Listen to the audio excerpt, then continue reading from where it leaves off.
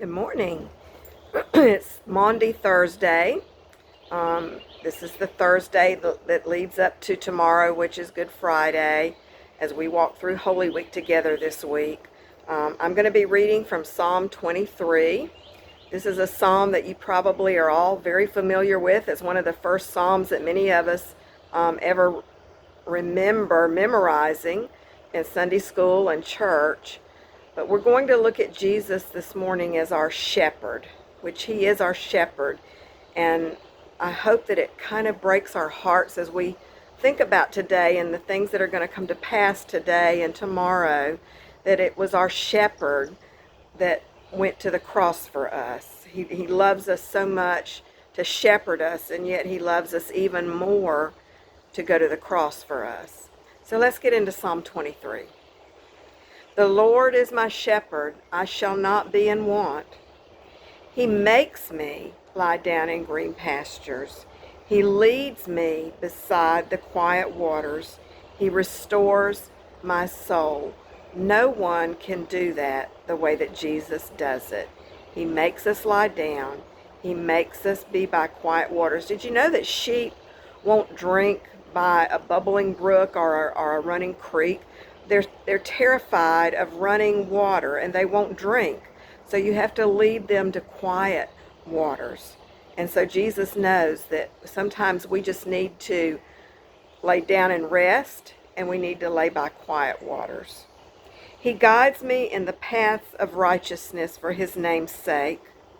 Even though I walk through the valley of the shadow of death, I will fear no evil, for you are with me. Your rod and your staff, they comfort me. The rod and the staff was used to guide the sheep, never to beat the sheep. It was used to guide the sheep. It was used to rescue the sheep. And we sometimes need guiding and rescuing. And he uses his rod and his staff, not in judgment, but in care. How precious is that? You prepare a table before me in the presence of my enemies. You anoint my head with oil. My cup overflows.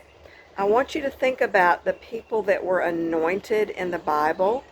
David was anointed. The first one that we know of that was anointed, that we read about in Genesis, was Aaron, Moses' brother. He was anointed to be the chief priest. So anointing is a blessing. And the Lord anoints us so tremendously that when it runs down, our cup of blessing overflows. Only the Lord can do that. All good things come from him. And he doesn't just bless us, he lavishly blesses us until our cup overflows.